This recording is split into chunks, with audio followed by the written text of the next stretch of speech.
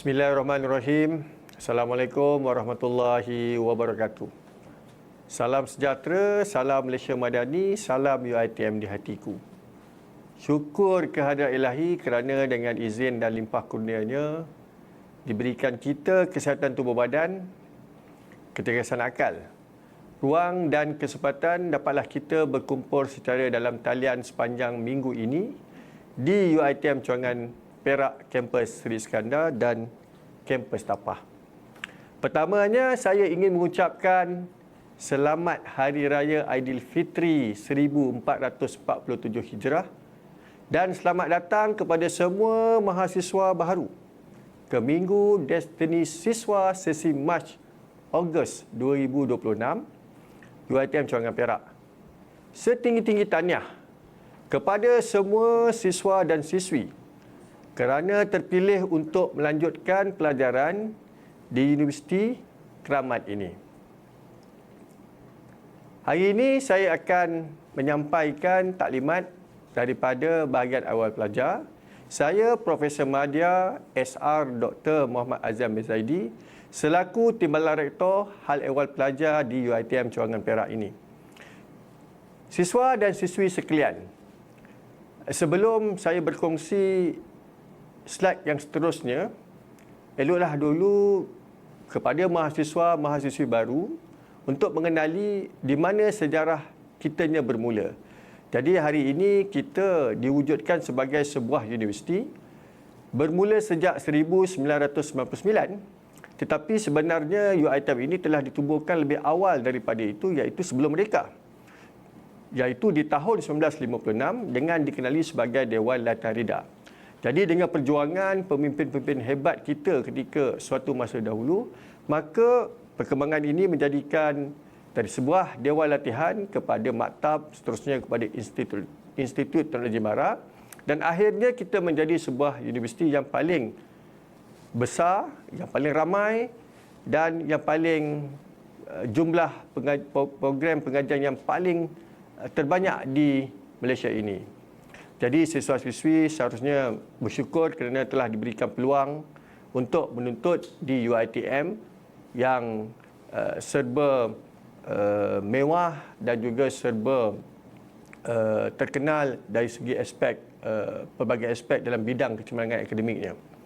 Jadi seterusnya saya ingin berkongsikan bahawa di UiTM ini kita dipayungi oleh seorang Chancellor, iaitu Kebawah Duli Yang Maha Mulia Seri Paduka Baginda Yang di-Pertuan Agong Sultan Ibrahim Ibni Almarhum Sultan Iskandar. Dan seterusnya UiTM ini juga diketuai oleh seorang ketua yang kita kenali sebagai Naib Chancellor. Jadi Naib Chancellor UiTM ini ialah Profesor Datuk Dr. Syarin bin Saib alias Sahabuddin. Beliau merupakan Naib Chancellor yang mengetahui struktur pentadbiran universiti di seluruh sistem kampus UiTM. Bagi di UiTM Cawangan Perak pula, mungkin siswa-siswi boleh mengenali ketika mendaftar nanti, di mana kita di UiTM Cawangan Perak ini diketuai oleh seorang rektor, iaitu Profesor Madya Dr. Nur Hisham Ibrahim, dan dibantu oleh tim pengurusan eksekutif yang dikenali sebagai Timbalan Rektor dan juga Ketua Pentadbiran dan juga Ketua Kewangan di peringkat kampus. Di sini saya kongsikan Timbalan Rektor Hal Akademik, Profesor Madya Dr. Muhammad Imran, saya sendiri selaku Timbalan Rektor Hal Pelajar, dan juga Profesor Dr. Muhammad Abdul Aziz Abdul Ghani, Timbalan Rektor Penyelidikan Jaringan Industri Masyarakat dan Alumni, serta di Tapah bagi mahasiswa-siswi yang berada di kampus Tapah boleh merujuk ataupun berhubung dengan Dr. Ahmad Zulhelmi Alias selaku Pelorong Rektor di sana, dan Ketua Kewangan ataupun Timbalan Mendahari di UiTM Cawangan Perak ini diketuai oleh Encik Muhammad Usaini bin Muhammad Saleh. Selain itu, Timbalan Ketua Pustakawan Kanan Puan Siti Basriah Syed Baharudin, dan juga kita juga ada TS Suhaimi bin Ahmad selaku Timbalan Jurutera Kanan. Okay. Siswa-siswi yang saya kasih sekalian, di bahagian awal pelajar ini terdapat beberapa jabatan ataupun unit seperti yang tertera di layar. Antaranya unit kepimpinan pelajar, unit psikologi dan kaunseling, unit sukan, unit kesihatan, unit residensi dan hospitality pelajar, unit kesejahteraan dan co-curriculum, dan juga salah satu unit yang mengendalikan program keusahawanan kita kenali sebagai unit MASMED, yang diketuai oleh seorang ketua ataupun koordinator. Jadi setiap unit ini berperanan mempunyai fungsi dan peranan masing-masing. Sebagai contohnya, siswa-siswi baharu sekalian, di bawah unit kepimpinan pelajar ini, kita mengendalikan pelbagai program modul-modul kepimpinan yang diwajibkan kepada semua siswa-siswi baharu untuk mengikutinya. Antaranya termasuk modul kepimpinan pewaris bangsa dan juga modul utama aspirasi 1 sehingga 6, dan juga lain-lain modul kepimpinan yang mengetengahkan aspek latihan kepimpinan kepada semua mahasiswa-mahasiswi yang mendaftar di UiTM. Dan seterusnya juga pejabat am yang wujud di bahagian awal pelajar ini berperanan sebagai satu pejabat yang berfungsi sekiranya siswa-siswi mempunyai segala permasalahan berkaitan dengan kebajikan dan kemudahan pelajar, maka bolehlah berhubung dengan pejabat am yang akan mengendalikan segala fungsinya dari segi penyaluran bantuan, kebajikan dan juga kecemasan. Selain daripada itu, bagi mana-mana pelajar yang mengalami ataupun berhadapan dengan isu-isu tata tertib, pejabat am ini juga berperanan untuk mengendalikan kes-kes yang melibatkan pelajar. Selain daripada dua ini juga unit psikologi dan kaunseling juga penting untuk siswa-siswi baharu memahami fungsinya sekiranya nak mendapatkan apa sahaja yang berkaitan dengan permasalahan yang dialami oleh semua mahasiswa-mahasiswi, para pelajar, boleh berujuk terus dengan kaunselor-kaunselor yang sangat terlatih di kampus UiTM Cawangan Perak ini. Dan kita juga ada unit sukan dengan kemudahan sukan yang sangat canggih, sangat baik, yang kita sediakan bagi kemudahan semua para pelajar supaya tidak hanya fokus kepada bidang akademik, tetapi pembangunan sukan dan juga pembudayaan sukan itu amat kita galakkan. Dan untuk unit kesihatan berperanan untuk menjadikan perkhidmatan kepada semua para pelajar, khususnya mendapatkan rawatan-rawatan kesihatan bagi kes-kes pesakit harian. Sebagai contoh, kita di UiTM Cawangan Perak di Seri Iskandar ataupun di kampus Tapah ini, kita ada klinik kesihatan di mana semua para pelajar boleh hadir ke situ dengan hanya membawa kad pelajar dan mendapatkan perkhidmatan seperti di klinik kesihatan awam di luar sana. Jadi kita ada doktor, kita ada jururawat, kita ada penolong pegawai perubatan dan juga ahli farmasi yang sungguh berpengalaman, dan hanya perlu hadir, mendapatkan rawatan, dan ianya percuma. Itu yang penting saya nak maklumkan, dan ianya percuma tanpa dikenakan sebarang charge bayaran kepada pelajar yang mendapatkan perkhidmatan. Selain itu, kita ada juga unit residensi dan hospitality pelajar yang berperanan untuk menyediakan kemudahan kolej. Jadi pada setiap semester, kolej-kolej yang diberikan kepada pelajar ini tidak automatik siswa-siswi akan mendapat kolej daripada semester 1 sampai semester terakhir. Salah satu yang kita tekankan di sini adalah keterlibatan aktif semua mahasiswa.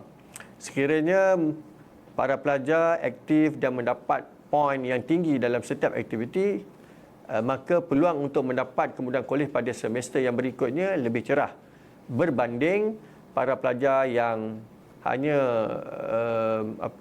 pergi ke kelas kuliah tanpa terlibat dengan sebarang aktiviti di luar bilik kuliah. Jadi saya syorkan kepada semua mahasiswa-mahasiswi baru perlu aktif, perlu mendapat poin yang kita panggil merit untuk memohon kemudahan kolej di semester hadapan.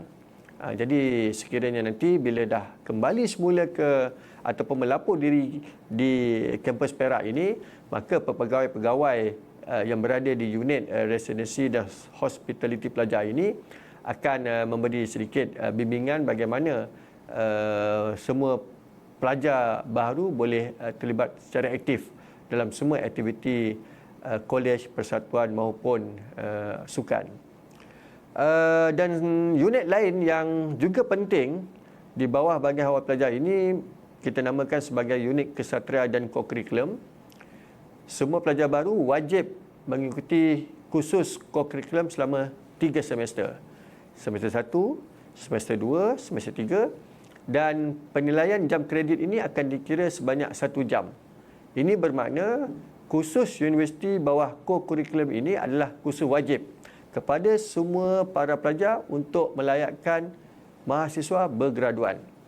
Jadi jangan anggap pelibatan co-curriculum ini tidak penting, kerana sekiranya mana-mana pelajar UiTM yang tidak tamat ataupun gagal dalam subjek co-curriculum ini, maka mereka tidak layak untuk dianugerahkan diploma ataupun ijazah. Jadi pelibatan co-curriculum ini boleh kita kategorikan sebagai 2 aktiviti utama. Satu adalah kursus wajib ambil dan perlu mendaftar kod khusus, dan yang keduanya adalah aktiviti-aktiviti yang membentuk patriotism, kerohanian, dan juga untuk memastikan pelajar terus kekal aktif dengan kita laksanakan pelbagai aktiviti-aktiviti berpersatuan ataupun melalui badan-badan uniform yang ada di bawah unit kesatria dan co-curriculum ini. Dan yang terakhir di bawah unit HCP ini, kita juga ada unit keusahawanan, iaitu kita panggil MASMED, di mana semua pelajar yang memasuki ataupun mendaftar sebagai pelajar UiTM ini wajib untuk kekal aktif dengan melaksanakan ataupun mengambil kursus entrepreneurship ataupun ENT pada semester-semester tertentu, sama juga seperti subjek co-curriculum tadi. Walau bagaimanapun, sekiranya ada mahasiswa yang sangat berminat untuk menceburkan diri dalam bidang keusahawanan ini, pihak UiTM Cawangan Perak juga menyediakan platform yang sangat banyak. Sebagai contohnya, ada para pelajar kita yang telah membuka syarikat enterprise dengan mendaftar di Suruhanjaya Syarikat Malaysia SSM, dan kemudian kita benarkan para pelajar ini untuk menyewa ruang di mana-mana ruang universiti dengan membayar sedikit charge yang sangat minima, tetapi mereka boleh berniaga dan mempelajari selok-belok perniagaan melalui bimbingan di bawah pensyarah-pensyarah koordinator yang ada di unit keusahawanan ini. Jadi itulah betapa uniknya di UiTM ini. Kita bukan saja nak memastikan kecemerlangan akademik, tetapi kecemerlangan dari segi holistik, dari segi perkara-perkara yang boleh membentuk pembangunan modal insan yang baik. Maka inilah unit-unit yang akan membantu mahasiswa semua, dan peranan ini akan dimainkan oleh bahagian awal pelajar sebaik mungkin. Untuk pengetahuan semua siswa dan siswi, mana-mana pelajar yang setelah menjadi pelajar di UiTM ini, maka mereka layak untuk mendapat beberapa jenis kemudahan. Antaranya adalah di bawah skim perkhidmatan kesihatan pelajar. Di bawah skim ini, setiap pelajar yang mendaftar diberi peruntukan sebanyak RM15,000 sepanjang pengajian, dan bersamaan dengan RM5,000 selama setahun. Jadi perkhidmatan ini melibatkan sekiranya pelajar mengalami musibah ataupun dimasukkan di mana-mana hospital, walaupun pada cuti semester di hospital-hospital kerajaan sahaja, maka pihak UiTM akan menanggung kos-kos yang berkaitan dengan rawatan, tetapi pada kadar yang telah ditentukan oleh pihak universiti. Sebagai contohnya, sekiranya pelajar kemalangan dan mengalami kecederaan patah tulang kaki dan memerlukan pembedahan yang menyebabkan proses implan, maka kos implan tersebut akan dibayar oleh universiti sekiranya layak. Begitu juga dengan kemudahan kolej kediaman bagi yang layak, seperti yang saya maklumkan sebelum ini.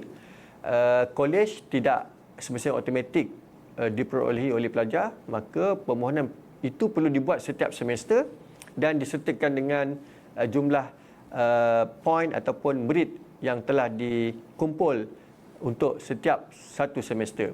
Jadi pelajar yang mempunyai merit yang tinggi mempunyai peluang yang lebih baik berbanding pelajar yang tidak aktif. Jadi saya syorkan kepada semua pelajar baru untuk terus kekal aktif dan pastikan poin itu tinggi kerana persaingan ini sangat banyak. Di UiTM Perak ini kita memiliki lebih daripada 8,000 pelajar, tetapi jumlah kolej yang kita sediakan hanya lebih kurang 6,000 saja. Maka perlu ada hanya pelajar yang betul-betul aktif dan cemerlang di peringkat universiti dari segi pelibatan akan dipertimbangkan untuk mendapat kemudahan kolej. Lain-lain bantuan ataupun kebajikan yang kita berikan termasuklah bantuan kecemasan pelajar, umpamanya mengalami masalah bencana, rumah terbakar, mungkin isu banjir dan lain-lain. Kita juga ada bantuan tabung kebajikan yang memfokuskan kepada bantuan-bantuan sara diri pelajar. Contohnya mungkin kita mengalami masalah untuk membayar yuran pengajian, maka boleh mohon datang ke pejabat HCP untuk mengisi borang dan kita akan bawa ke mesyuarat. Tetapi walau bagaimanapun kelulusan ini tertaluk kepada jawatankuasa yang meluluslah. Selain daripada itu, kita juga menjadikan perkhidmatan kerjaya dan kaunseling di bawah unit psikologi dan kaunseling. Seterusnya, dari segi pelaksanaan aktiviti pelajar, kita galakkan semua mahasiswa-mahasiswi di UiTM untuk terlibat secara aktif dengan persatuan dan juga jawatankuasa di peringkat kolej dan sebagainya. Jadi kita mempunyai lebih daripada 42 persatuan dan kelab. Jadi siswa-siswi ketika melapor diri nanti boleh memilih mana-mana persatuan dan kelab yang diminati. Umpamanya kalau minat dari segi yang melibatkan rekreasi dan sebagainya, so kita ada kelab yang sedemikian. Ataupun yang minat dengan kebudayaan, kita ada persatuan dan seni yang akan membantu dari segi perkembangan semua mahasiswa-mahasiswi yang minat dari segi kebudayaannya. Begitu juga dengan yang lain-lain. Selain daripada itu, apa yang lebih penting untuk saya kongsikan dengan semua mahasiswi adalah berkenaan dengan peraturan universiti. Setiap pelajar baharu ataupun pelajar aktif di UiTM ini tertaluk kepada Akta 174. So, Akta 174 merujuk kepada Akta Institusi Pelajaran Tata Tertib 1976. Ini bermakna apabila mahasiswa atau para pelajar melapor diri di UiTM ini dan diaktifkan statusnya, sekiranya melanggar mana-mana peraturan atau peruntukan di bawah Akta 174 ini, maka para pelajar boleh dikenakan tindakan. So, apa contoh kesalahannya? Umpamanya membuat kesalahan merokok di dalam kawasan kampus, ataupun tidak hadir kuliah, ataupun berlaku pergaduhan, kes-kes yang tidak sepatutnya, maka semua isu-isu ataupun kes-kes yang begitu boleh dikenakan pertuduhan kepada semua pelajar. Jadi ini akan memberi kesan dari segi status mahasiswa di dalam transkrip akademik. Sebagai contohnya, kalau mana-mana pelajar itu dia bergaduh kemudian hukuman gantung, maka nanti dalam transkripnya akan ada status FD umpamanya. Jadi itulah contoh nanti kalau kata mana-mana pelajar yang melanggar peraturan. Dan ini tadi berkaitan dengan fungsi-fungsi yang ada di bawah bahagian awal pelajar untuk setiap unit ataupun pejabat yang ada di bahagian awal pelajar ini. Okey, dari segi peraturan yang perlu semua mahasiswa-mahasiswi ikuti adalah pertama tadi saya memaklumkan bahawa kita ada Akta 174 yang berkaitan dengan kesalahan yang melibatkan tata tertib pelajar. Dan selain daripada itu, kita juga di UiTM ini semua para pelajar perlu mematuhi peraturan akademik. Peraturan akademik termasuklah perlu hadir ke kelas, tidak boleh ponteng kelas, tidak boleh melakukan plagiat. Jadi mana-mana kesalahan yang tidak patuh ataupun melanggar kepada peraturan boleh dikenakan tindakan oleh pihak universiti. Selain itu, kita juga ada beberapa perkeliling atau peraturan atau panduan kepada semua pelajar yang menduduki di asrama, dan pemaluman ini akan diberikan di masa ke semasa lah. Sekiranya ada arahan-arahan baru dan terkini daripada pihak induk ataupun di pejabat TNC sendiri. Selain daripada itu, semua para pelajar diingatkan untuk mematuhi sasyah rupa diri. Jadi apabila berada di UiTM ni tidak bolehlah berambut panjang ataupun yang siswa menyerupai seperti wanita siswi. Jadi ini semua perlu saya ingatkan supaya para pelajar yang mendaftar ini tidak dikenakan tindakan. Jadi mudah saja bagaimana kita nak pastikan kita tidak dikenakan tindakan. Hanya perlu ikut tentang kod etika berpakaian. Jadi kalau waktu kuliah, kenalah pakai baju yang sesuai untuk ke kuliah. Kalau waktu hari Jumaat, kita galakkan untuk memakai pakaian kebangsaan. Tetapi tidak bolehlah mahasiswa atau mahasiswi berseluar pendek, berambut panjang, pakai singlet, ataupun bagi siswi seluar ketat, skirt pendek. Yang itu kita tidak benarkan kepada mana-mana pelajar UiTM apabila mereka berada di dalam kampus. Sekiranya berurusan dengan pejabat, di mana-mana pejabat di dalam UiTM, pastikan pakai kasut lengkap, tak bolehlah pakai slipper, kerana itu dah melanggar kod etika berpakaian sebagai seorang pelajar UiTM. Ini adalah contoh kompaun yang boleh dikenakan kepada mana-mana mahasiswa yang melanggar peraturan. Contohnya, mana-mana pelajar yang membawa kenderaan, kita benarkan bawa kenderaan, tetapi tidak meletakkan kenderaan di tempat letak kenderaan yang sepatutnya, maka kuasa yang ada pada polis bantuan itu boleh dikuatkuasakan dengan mengenakan kompaun.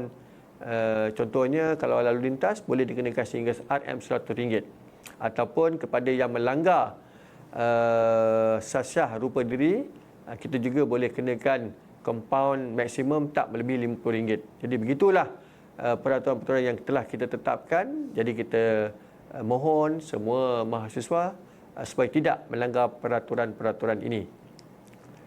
Dari segi pelaksanaan tata tertib di universiti, ini antara contoh di bawah kaedah 48 Akta 174. Mana-mana pelajar yang dikenakan tindakan boleh diberikan sama ada amaran ataupun denda tidak melebihi RM500, ataupun boleh dikenakan pergantungan daripada menggunakan apa-apa kemudahan universiti, ataupun pergantungan daripada mengikuti sebahagian daripada keseluruhan peperiksaan. Dan yang paling tinggi adalah penyingkiran dan juga pembuangan daripada institusi lah. Jadi ini kita mengingatkan supaya peraturan-peraturan yang ada ini perlu dipatuhi sepenuhnya. Jadi janganlah siswa-siswi ini merugikan masa, menuntut ilmu setiap pada semester 1, kemudian semester akhir membuat kesalahan yang berat, maka kemudian dibuang dari universiti. Jadi kita telah mengecewakan harapan ibu bapa, kemudian kita membuang masa dengan membuat pekerja yang merugikan masa depan kita. Ini antara beberapa perkara yang saya hanya share sedikit, tapi ada banyak lagi yang tak boleh yang perlu diikuti.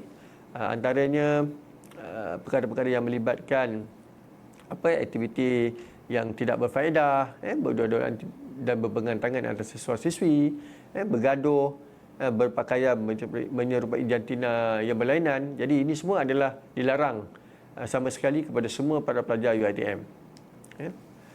Rokok, dadah apatah lagi pun tidak dibenarkan sama sekali dilakukan di kawasan kampus. Dari segi kemudahan, saya sharekan sedikit fasiliti yang ada di kampus Seri Iskandar, Kolej Kediaman, unit kesihatan dan sebagainya. So cantik. Ini kompleks sukan yang kita ada.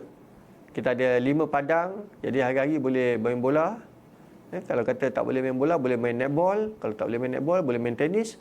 Kalau tak boleh main apa-apa sukan, bolehlah berjoging di sekitar kawasan tasik UiTM ataupun dalam kampus. Kita juga ada gymnasium, so tak perlu bayar, hanya datang dengan pakaian yang sesuai dan maklumkan kepada pegawai kita yang bertugas dan boleh gunakan perkhidmatan ini. Ini tasik untuk riadah di luar. Kemudian di kampus ini suasana di ruang makan. Okey.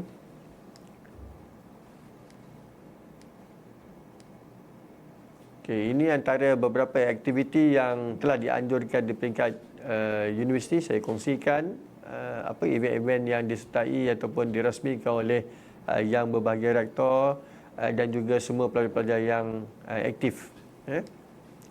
Okey, di Tapah juga tidak kurang hebatnya, kita ada pelbagai kemudahan yang kita sediakan. Kapasiti kampusnya mencecah, kapasiti akademiknya 5,000 orang. So sangat besar di Tapah. Dan persekitarannya sangat indah dan menarik. Ada juga kemudahan sukan yang sangat baik. Okay, ini ada antara fasilitas sukan yang kita ada. Dan seterusnya gymnasium, boleh pelajar di Tapah boleh mendapatkan perkhidmatan ini di pusat belajar. So di pusat belajar ini juga terletaknya pejabat high ehwal pelajar, unit sukan, unit co-curriculum dan juga pejabat am. Jadi selalunya pejabat di Tapah ini menjadi tumpuan pelajar lah untuk bertanya ataupun mendapatkan apa sahaja yang berkaitan dengan kebajikan dan kemudahan pelajar. Okey, ini antara bangunan-bangunan fakulti pengajian yang di kampus Seri Skandar dan juga kampus Tapah. Dan kita ada satu lagi kampus di kampus Bandar Raya Ipoh, tapi kampus ini tidak ada pelajar yang berada sepenuh masa, dia lebih kepada pelajar yang luar kampus. Hujung minggu baru penuh pelajar di sini. Jadi saya harapkan semua mahasiswa-mahasiswi dapat menyesuaikan diri dengan cepat apabila mendaftar diri sebagai pelajar UiTM Cawangan Perak, dan insya-Allah pegawai-pegawai ataupun warga UiTM Perak sedia menerima kehadiran semua mahasiswa, dan kita akan memberikan perkhidmatan yang terbaik kepada semua para pelajar untuk memastikan anda semua tamat dengan cemerlang di UiTM Cawangan Perak. Jadi sekian dulu, terima kasih. Assalamualaikum warahmatullahi wabarakatuh.